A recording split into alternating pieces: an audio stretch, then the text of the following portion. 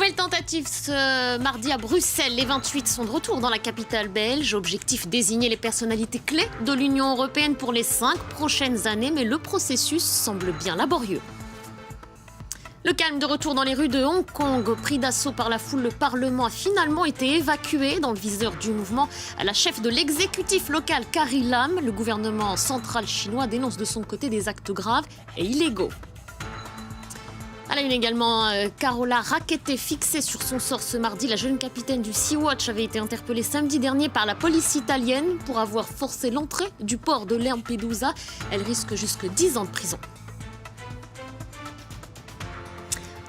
Bonjour à tous, soyez les bienvenus si vous nous rejoignez sur France 24. À Bruxelles, nouveau rendez-vous pour les représentants des 28 États membres. Ils doivent se mettre d'accord pour choisir leur équipe dirigeante. Les discussions patinent, mais le temps presse. Le nouveau président de la Commission doit être validé le 16 juillet prochain par les eurodéputés. C'est le nom du néerlandais Frans Timmermans qui revient le plus souvent. Alix Le Bourdon est à Bruxelles pour France 24. Elle revient pour nous sur ces interminables négociations. C'est une proposition à prendre avec précaution, tant que vous savez que les rebondissements ont été très nombreux dans cette longue nuit de négociations de dimanche à lundi. Alors, une nuit passée pour un groupe de 4 dirigeants, Angela Merkel, Emmanuel Macron, le néerlandais Mark Rutte et l'espagnol Pedro Sanchez, a tenté de convaincre les pays réticents de mettre le candidat socialiste Frans Timmermans à la tête de la Commission européenne. Alors, pour certains, ce candidat a la carrure pour le job, il est polyglotte, il est expérimenté, mais pour d'autres, ce serait une erreur historique. Ça, c'est Viktor Orban, le Premier ministre hongrois, qui le dit, qui, avec la Pologne, reproche à ce candidat son action au sein de la Commission européenne pour le respect de l'état de droit. Il y a aussi cette fronde de certains dirigeants du Parti populaire européen, le Parti conservateur, qui ne souhaite pas voir la tête de la Commission européenne leur échapper. Je vous rappelle que depuis 15 ans, la Commission européenne est dirigée par des membres du Parti populaire européen. Mais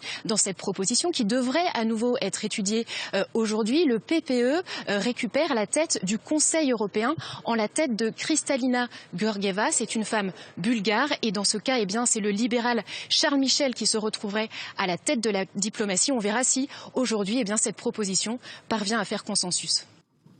Et puis, c'est une journée de rentrée au Parlement européen à Strasbourg, en France. Cette fois, les 751 députés élus fin mai siègent pour la première fois ce mardi. Le président de cette institution doit être désigné ce mercredi. Le porte-parole du Parlement annonce ce matin même que ce choix se fera tout de même demain, en dépit de ce qui pourra se passer à Bruxelles autour de ces négociations pour les postes clés de l'équipe dirigeante. À noter également que 3 députés indépendantistes catalans ne siègent pas au Parlement, ils sont empêchés par Madrid.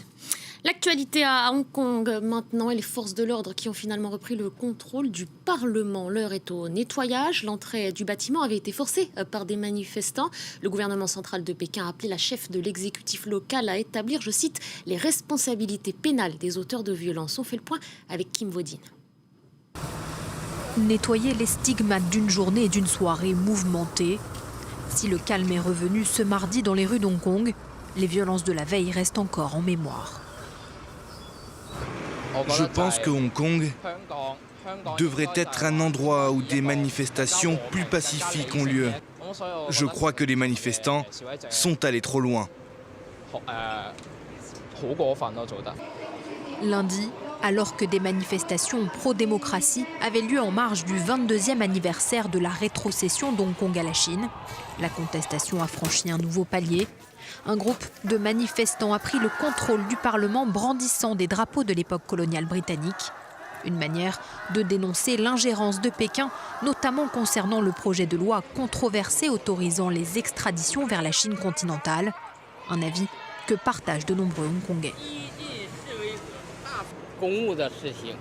Hong Kong est indépendante. Hong Kong est gouvernée par le peuple de Hong Kong. Elle est autonome. La Chine continentale n'a droit à aucune ingérence juridique. Même si le projet de loi a été suspendu, les manifestants pro-démocratie exigent son retrait total et la démission du gouvernement.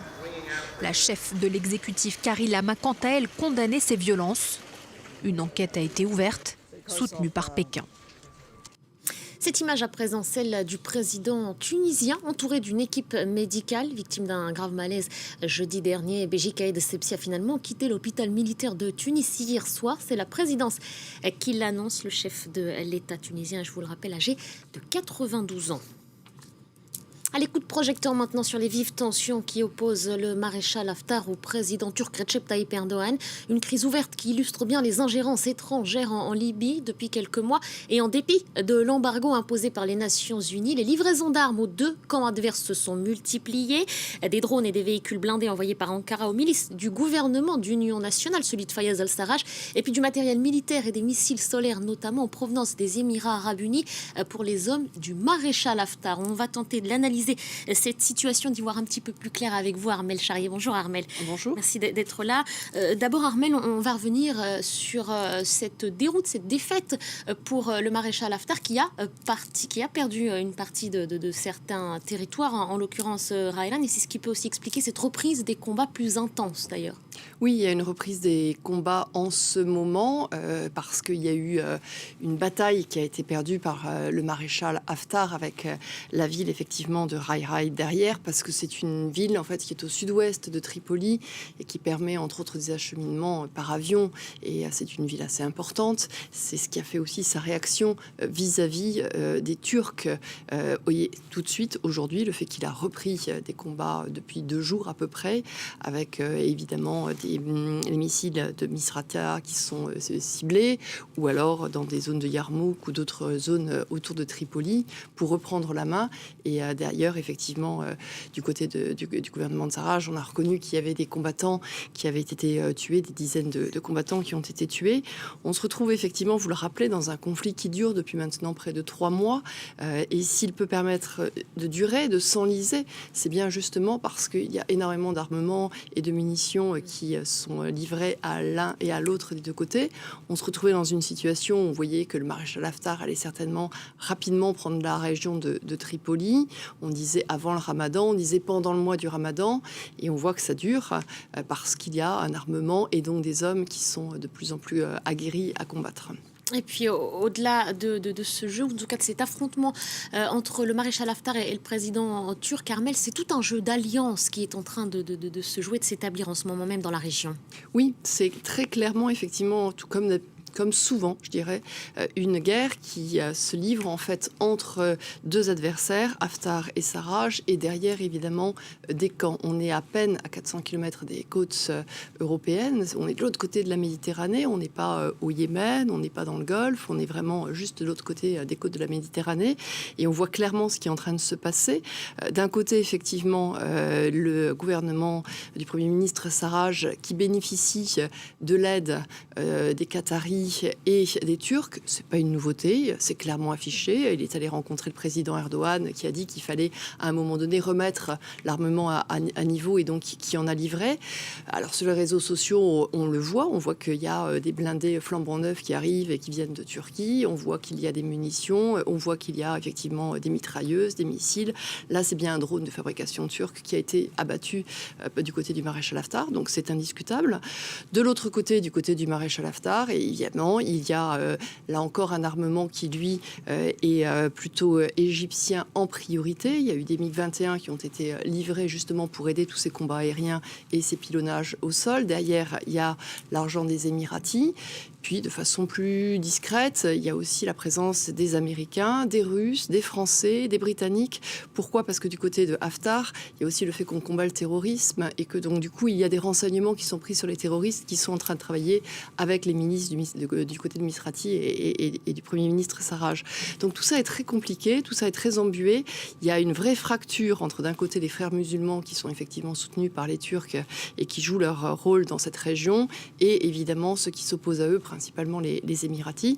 C'est clairement ce qui aujourd'hui enquiste et fait durer la situation en Libye. Merci beaucoup Armelle pour ces éléments de compréhension. Merci à vous. On en vient à la situation, à l'affaire Carola Rackete. La jeune capitaine du Sea-Watch est détenue depuis samedi dernier en Italie. En dépit de l'interdiction formulée par Rome, la jeune Allemande avait fait accoster son navire dans le port de Lampedusa. Les détails avec Antoine Fenot. À bord de cette voiture, Carola Rackete. La capitaine du Sea-Watch a été présentée à un tribunal sicilien. 3 heures d'audience pour déterminer la validité de l'arrestation de la jeune femme pour résistance ou violence envers un navire de guerre. Cette procédure est la conséquence de 2 semaines de confrontation entre les autorités italiennes et la capitaine du Sea-Watch. Ce week-end, dès son arrivée au port de Lampedusa, la jeune femme a été arrêtée par la police italienne. Avec son navire et son équipage, Carola Rackete a secouru plusieurs dizaines de migrants près des côtes libyennes et a tenté de les débarquer à Lampedusa, malgré le refus des autorités italiennes. Carola s'est sacrifiée pour amener ces gens à terre. Même au moment de son arrestation, elle a demandé « Est-ce qu'ils ont débarqué? Est-ce qu'ils sont à terre ?» C'est la seule chose qu'elle voulait savoir. La jeune femme risque 10 ans de prison. Elle sera fixée sur son sort mardi. Le ministre de l'Intérieur italien, Matteo Salvini, accuse la capitaine du Sea-Watch d'avoir voulu couler un navire de patrouille de la police italienne, parlant même d'un acte de guerre. Une situation qui a tendu les relations entre Rome et Berlin et pour cause. Carola Rackete est citoyenne allemande. Le ministre des Affaires étrangères a demandé sa libération. Sauver des vies ne peut être considéré comme un crime. C'est un acte humanitaire et il doit être considéré comme tel. Il ne doit pas être criminalisé. C'est pourquoi nous ne comprenons pas les événements qui se déroulent en Italie. Depuis son arrivée au pouvoir, le gouvernement populiste italien a adopté une position très ferme envers les navires des ONG venant en aide aux migrants. Principale porte d'entrée des migrants en Europe, l'Italie souhaite répartir plus équitablement leur nombre à travers les pays membres de l'Union européenne. Et puis un petit détour maintenant par le Chili. Avant de nous quitter, le pays sera ce mardi le témoin privilégié d'une éclipse totale du soleil. On se prépare, vous le voyez, avec hâte à admirer ce spectacle. Alors tenue d'astronautes pour certains, télescope ultra performant pour d'autres. 2 minutes d'obscurité totale à 17h01 en temps universel. Un phénomène à observer depuis le ciel argentin ou dans une grande partie de la zone pacifique. Et on se quitte sur ces images. Merci de votre attention. Restez avec nous sur France 24.